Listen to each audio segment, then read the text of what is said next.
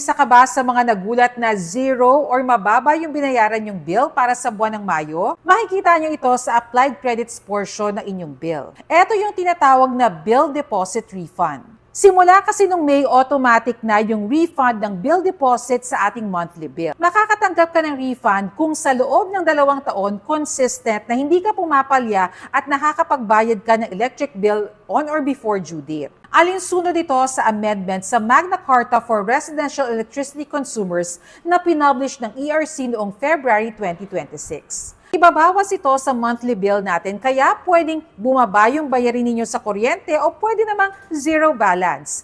Pero paalala ng Meralco, kung papalya po kayo sa pagbabayad on time, sisingilin po ulit sa inyo ang bill deposit sa susunod na monthly bill. Maraming mga netizens na yung nag-post nito dahil zero yung kanilang bill.